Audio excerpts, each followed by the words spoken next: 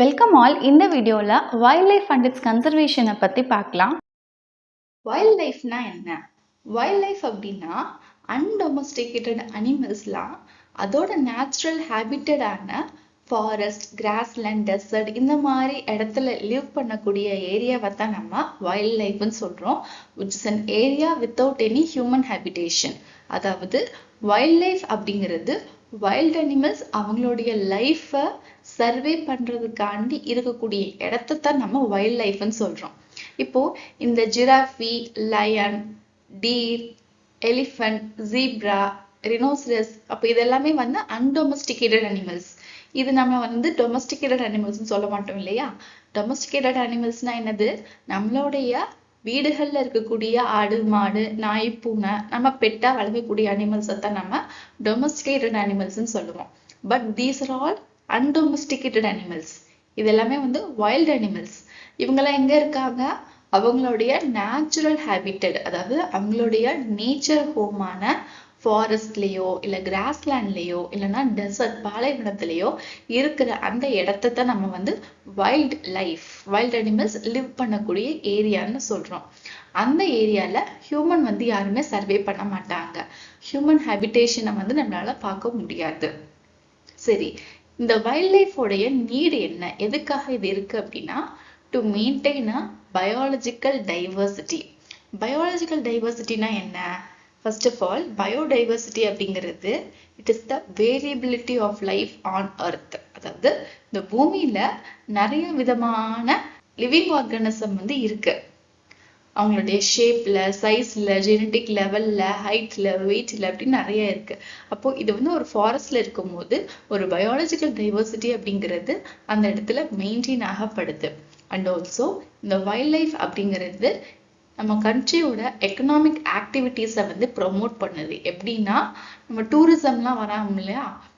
ஒரு இடத்துல இருந்து இன்னொரு இடத்துக்கு டூர் மாதிரி போய் பார்க்குறோம், இல்லை அதர் ஃபாரினர்ஸ் வந்து நம்ம கண்ட்ரியை விசிட் பண்ணி வந்து பார்க்குறாங்க. அது மாதிரி டூரிசம் வரும்போது ரெவென்யூ அப்படிங்கிறது ஜெனரேட் பண்ணி கொடுக்குது. அதனால இது வந்து நம்ம கண்ட்ரியோட எக்கனாமிக் ஆக்டிவிட்டீஸை வந்து இந்த வைல்ட் லைஃப் ப்ரொமோட் பண்ணுது. ஸோ ஃபாரஸ்ட்டை வந்து நம்ம கன்சர்வ் பண்ணுறதை பற்றி லாஸ்ட் வீடியோவில் பார்த்துருந்தோம். அந்த ஃபாரஸ்ட் வந்து நம்ம கன்சர்வ் பண்ணி ப்ரொடெக்ட் பண்ணால் மட்டும்தான் அந்த இடத்துல வைல்ட் அனிமல்ஸால் லிவ் பண்ண முடியும். ஸோ இந்த வைல்ட் லைஃப்பும் இந்த ஃபாரஸ்டோடைய கன்சர்வேஷன் அப்படிங்கிறது ரெண்டுமே இன்டர் ரிலேட்டடாக இருக்கு with each other. Next, wild life பாப்புலேஷனோட டிக்ளைன் பற்றி பார்க்கலாம். இந்தியாவில் வைல்ட் லைஃப் அப்படிங்கிறது ஒரு கிரேட் நேச்சுரல் ஹெரிட்டேஜாக வந்து இருக்கு. ஹெரிட்டேஜ் அப்படிங்கிறது என்ன? ஹெரிட்டேஜ் அப்படின்னா நம்ம கண்ட்ரியோட ட்ரெடிஷன், குவாலிட்டிஸ் அண்ட் கல்ச்சர். அது ரொம்ப காலமாக வந்து இருந்துக்கிட்டு வர்றது. அண்ட் நம்ம கண்ட்ரிக்கு அது ரொம்ப ரொம்ப இம்பார்ட்டண்ட்டான ஒன்று. அதை தான் நம்ம ஹெரிட்டேஜ் அப்படின்னு சொல்கிறோம். ஸோ வைல்ட் லைஃப் அப்படிங்கிறதும் நம்ம கண்ட்ரியில் ஒரு கிரேட் நேச்சுரல் ஹெரிட்டேஜாக வந்து இருக்கு.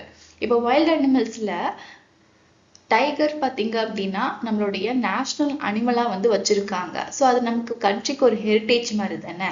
ஸோ அதனால தான் கிரேட் நேச்சுரல் ஹெரிட்டேஜ் அப்படின்னு சொல்கிறாங்க. இந்த வைல்ட் லைஃபோடைய ரிசோர்ஸஸ் நம்ம எக்ஸ்ப்ளாய்ட் பண்ணும்போது, அதாவது யூட்டிலைஸ் பண்ணும்போது என்ன ஆகும்? வைல்ட் லைஃப் உடைய பாப்புலேஷன் குளோபல் லெவல்ல வந்து 52% வந்து டிக்ரீஸ் ஆகுது, கம்மி ஆகுது பிட்வீன் 1970 அண்ட் 2014. அப்போ இந்த பீரியட் ஆஃப் டைம்குள்ள நம்ம வைல்ட் லைஃப் ரிசோர்ஸஸை யூட்டிலைஸ் பண்ண என்ன ஆகுது? அதோடைய பாப்புலேஷன் வந்து டிக்ரீஸ் ஆகுது. நம்ம எதுக்காக அதெல்லாம் யூட்டிலைஸ் பண்றோம்? ஒன்று, அந்த அனிமல்ஸ்லேருந்து நமக்கு ப்ராடக்ட் ஏதாச்சும் வேணும் அப்படின்னா, அந்த அனிமலோடைய ஸ்கின்னோ இல்லைன்னா ஹார்ன் இல்லைன்னா ட்ரங்க்கு, டஸ்க்கு இந்த மாதிரி ஏதோ ஒரு விஷயம் நமக்கு தேவைப்படுறதுனால அந்த அனிமலை வந்து கில் பண்ணுறோம். அப்போ அதனால அதோட பாப்புலேஷன் அப்படிங்கிறது டிக்ரீஸ் ஆகிடுது. ஸோ இந்த மாதிரி நம்ம ஓவராக அதை வந்து யூட்டிலைஸ் பண்ணுறோம், ஓவர் எக்ஸ்ப்ளோட்டேஷன் பண்ணும்போது அண்ட் ஃபாரஸ்ட்டை வந்து நம்ம அழிக்கும் போது, when the forest cover area shrink, அதனால என்ன ஆகும்? அனிமல்ஸ்லாம் வந்து it will become extinct. Extinct அப்படின்னா இந்த ஏர்த்லேருந்தே கம்ப்ளீட்டாக வந்து வேனிஷ் ஆயிடுவாங்க. ஃபுல் அண்ட் ஃபுல் அந்த ஸ்பீஷியஸ் எல்லாமே வந்து அழிஞ்சு போயிடும். And some are threatened. Threatened அப்படின்னா இன்னும் கொஞ்ச காலத்தில் வந்து they will become a risk of becoming extinct. அது கொஞ்சம் கொஞ்சமா அழிஞ்சு வந்துகிட்டே இருக்கு. இன்னுமே வந்து ஃபுல்லா கம்ப்ளீட்டா எதுவுமே இறந்து முடியல. பட் ஆனா வந்து ரிஸ்க்ல வந்து இருக்கு. அதான் வந்து threatenedங்கிறது. And some are on the verge of extinction. verge of extinction அப்படின்னா ரொம்ப அழிவின் விளிம்புல வந்து இருக்கிறது தான் நம்ம verge of extinction சொல்றோம். ஸோ ஃபாரஸ்ட்டை வந்து அழிக்கிறதுனாலையும் அண்ட் இந்த வைல்ட் லைஃப் உடைய ரிசோர்ஸஸை நம்ம ஓவரா யூட்டிலைஸ் பண்றதுனாலையும் இது நிலைமை வந்து ஏற்படுது அனிமல்ஸுக்கு. ரீசெண்ட் இயர்ல ஹியூமனோட ஆக்டிவிட்டிஸ் ரொம்ப அதிகமானதுனால அனிமல்ஸை வந்து கில் பண்றது, ஹண்ட் பண்றது, பவுச் பண்றதுனால என்ன ஆகுது, இந்தியாவோட வைல்ட் லைஃப்ல பெரிய த்ரெட் வந்து ஏற்பட்டிருக்கு. ஸோ இந்த வைல்ட் லைஃபோடைய பாப்புலேஷன் வந்து குறைஞ்சுக்கிட்டே வர்றதுனால வைல்ட் லைஃப் மேனேஜ்மெண்ட் அப்படின்னு வந்துச்சு. இந்த வைல்ட் லைஃப் மேனேஜ்மெண்ட் இதோடைய எய்ம்ஸ் என்ன அப்படின்னா, நம்ம ஸ்பீஷியஸை எக்ஸ்ப்ளோட்டேஷன் பண்றது, அதாவது நம்ம ஒரு ஸ்பீஷியஸை வந்து யூட்டிலைஸ் பண்ணிக்கிறோம் இல்லையா, நம்ம தேவைக்காண்டி பயன்படுத்திக்கிறோம் இல்லையா, அதை வந்து கண்ட்ரோல் பண்ணணும், லிமிட் பண்ணணும் அப்படின்னு சொல்றாங்க. அண்ட் பிளான்ட்ஸ் அண்ட் அனிமல்ஸை வந்து எக்ஸ்டென்ஷன்ல இருந்து, அதாவது கம்ப்ளீட்டா அந்த ஸ்பீஷியஸ் இனமே வந்து அழிஞ்சு போறதை வந்து ப்ரிசர்வ் பண்றாங்க இவங்க.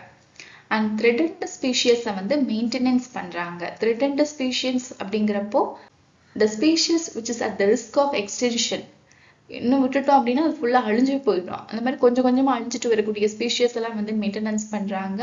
அண்ட் verge of extinctionல இருக்கக்கூடிய ஸ்பீஷியஸை வந்து ப்ரொடெக்ட் பண்றாங்க. ரொம்ப அழிவின் விளிம்புல இருக்கக்கூடிய ஸ்பீஷியஸை வந்து ப்ரொடெக்ட் பண்றாங்க.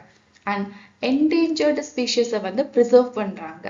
endangered ஸ்பீஷியஸ் அப்படின்னா கொஞ்சம் கொஞ்சமா அந்த ஸ்பீஷியஸ் வந்து அழிஞ்சுக்கிட்டே வர்றது தான் நம்ம endangered ஸ்பீஷியஸ்ன்னு சொல்றோம். ஸோ அதெல்லாம் வந்து ப்ரிசர்வ் பண்றாங்க. அண்ட் பிளான்ட்ஸுக்கும் அனிமல்ஸுக்கும் இருக்கக்கூடிய அந்த எக்கோலாஜிக்கல் ரிலேஷன்ஷிப்பை வந்து ஸ்டடி பண்றாங்க. ஸோ ஒவ்வொன்றும் வந்து எப்படி டிபெண்ட் பண்ணி இருக்கு, எப்படி அவங்க ரிலேஷன்ஷிப்பை மெயின்டைன் பண்றாங்க அப்படிங்கிறத பத்தியே ஸ்டடி பண்றாங்க. And hunting and poaching. Hunting அப்படின்னா லீகலா பண்ணக்கூடிய ஒரு விஷயம், பவுச்சிங் அப்படின்னா இல்லீகலா பண்ணக்கூடிய விஷயம். இது ரெண்டுத்தையுமே வந்து ப்ராஹிபிட் பண்றாங்க. And national park, wild life sanctuaries and protected areas, biosphere reserves இது எல்லாத்தையுமே வந்து எஸ்டாப்ளிஷ் பண்றாங்க. நேஷனல் பார்க்கோட மெயினான கோல் வந்து என்ன அப்படின்னா, வைல்ட் லைஃபோட ஏரியாவை வந்து ப்ரிசர்வ் பண்ணி அந்த வைல்ட் லைஃபை வந்து ஃபியூச்சர் ஜெனரேஷனுக்காண்டி ப்ரிசர்வ் பண்ணி வைக்கிறது இந்த நேஷனல் பார்க்கோட மெயினான கோல். ஸோ நேஷனல் பார்க் அப்படிங்கிறது ஒரு ப்ரொடெக்ட் பண்ணக்கூடிய ஏரியா ஆஃப் லேண்ட். அது அஃபிஷியலா யார் டிசைன் பண்ணாங்க அப்படின்னா அந்த கண்ட்ரியோட அட்மினிஸ்ட்ரேஷன் தான் வந்து டிசைன் பண்ணி வச்சிருக்காங்க. அண்ட் வைல்ட் லைஃப் சாங்சுரியில இருக்கக்கூடிய அனிமல்ஸ் எல்லாம் பாத்தீங்கன்னா அவங்களுக்கு ஒரு கம்ஃபர்டபுளான லிவிங் ஜோனை வந்து கிரியேட் பண்றாங்க. அண்ட் அங்க இருக்கக்கூடிய அனிமல்ஸை வந்து யாரும் கேப்சரோ கில்லோ பவுச்சோ வந்து பண்ணக்கூடாது. ஸோ இந்த வைல்ட் லைஃப் சாங்சுரியுமே வந்து ஒரு ப்ரொடெக்டடான ஏரியா தான். இந்த ஏரியால அந்த அனிமல்ஸும் அண்ட் அவங்களுடைய ஹேபிட்டடும் வந்து எந்த ஒரு டிஸ்டர்பன்ஸும் இல்லாம சேஃபா இருக்கும். ப்ரொடெக்டட் ஏரியாஸ் அப்படிங்கிறது என்னன்னா அதுவுமே ஒரு ஏரியா ஆஃப் லேண்ட் தான். அந்த இடத்துல பயோடைவர்சிட்டியும் அண்ட் நேச்சுரல் ப்ராசஸையும் வந்து கன்சர்வ் பண்றாங்க. அண்ட் பயோஸ்பியர் ரிசர்வ் அப்படிங்கிறது என்னன்னா, பயோஸ்பியர் ரிசர்வ் அப்படிங்கிறது it is a protected area and which is meant for conservation of the plants and animals. இந்த பயோஸ்பியர் ரிசர்வ்ல அந்த ட்ரைபல்ஸ்லாம் இருக்காங்க இல்லையா, அந்த காட்டுவாழ் மக்கள்களோ இல்ல மலைவாழ் மக்கள்களோ, அப்ப அவங்க அதோட ட்ரெடிஷ்னல் லைஃப் அப்படிங்கிறது ரீஸ்டோர் பண்றாங்க. அண்ட் அந்த ட்ரைபல்ஸ்லாம் வந்து இந்த ஏரியால இருக்கக்கூடிய பயோடைவர்சிட்டியை வந்து கன்சர்வ் பண்றாங்க. Next wild life protection act. இந்த வைல்ட் லைஃப் ப்ரொடெக்ஷன் ஆக்ட் அப்படிங்கிறது எப்போ எஸ்டாப்ளிஷ் பண்ணாங்கன்னா 1972ல.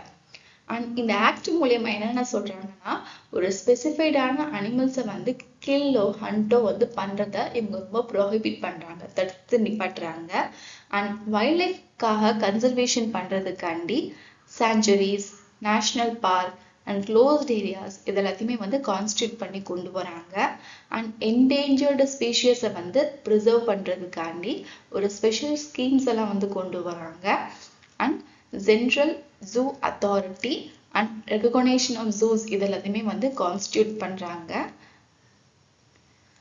அண்ட் வைல்ட் அனிமல்ஸையும் அண்ட் அந்த வைல்ட் அனிமல்ஸ்ல இருந்து நமக்கு கிடைக்கக்கூடிய ப்ராடக்ட்ஸையும் வந்து ட்ரேட் பண்றத ரொம்பவே ரெஸ்ட்ரிக்ட் பண்ணி ரெகுலேட் பண்ணி அதை வந்து ப்ராஹிபிட் பண்றாங்க.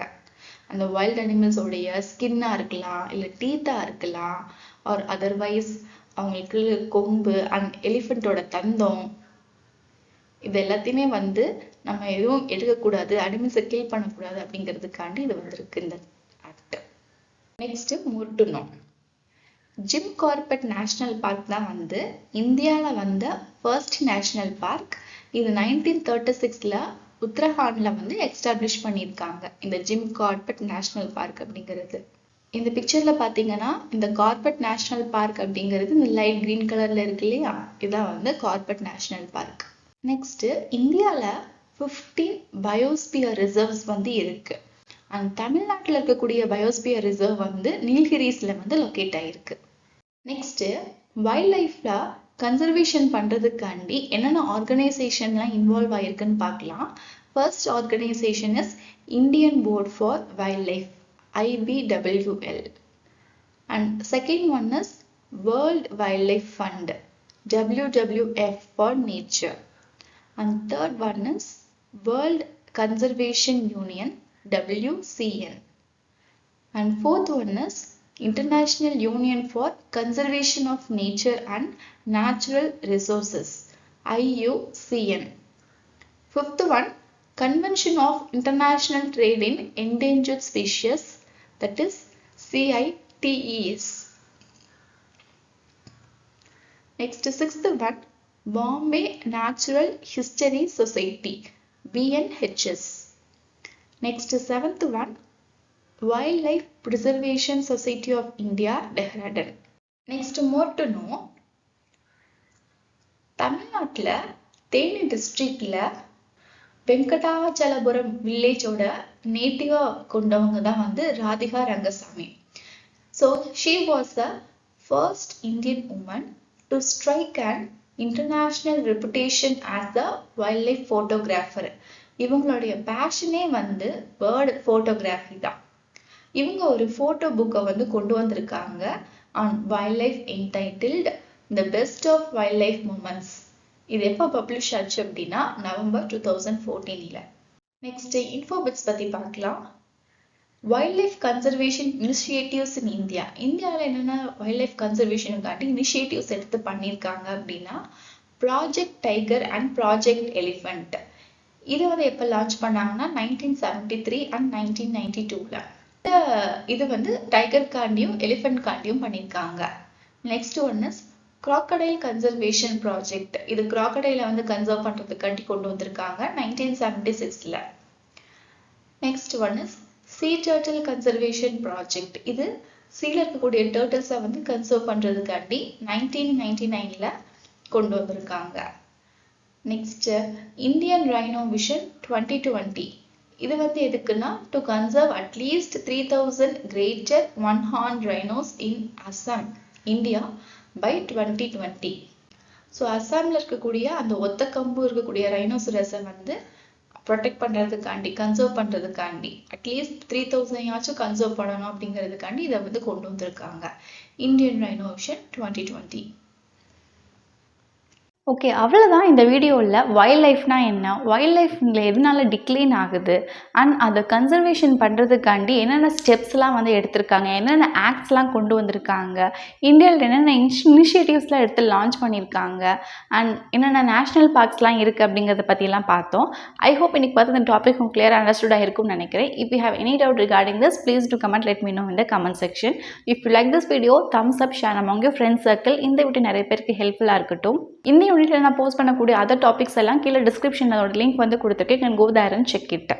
இந்த இயர் நான் கிளாஸ் 10 வந்து போஸ்ட் பண்ணிக்கிட்டு வரேன். அண்ட் இதுக்கு முன்னாடி ப்ரீவியஸாக கிளாஸ் 6 to கிளாஸ் 10 வீடியோஸ் எல்லாமே வந்து போட்டிருக்கேன். அதெல்லாம் என்னோட சேனல் பிளேலிஸ்ட்டில் வந்து அவைலபிளாக இருக்குது. நெக்ஸ்ட் வீடியோவில் இதுக்கு அடுத்து வரக்கூடிய டாபிக்ஸ் வந்து பார்க்கலாம். See you soon again in next video. Thank you for watching.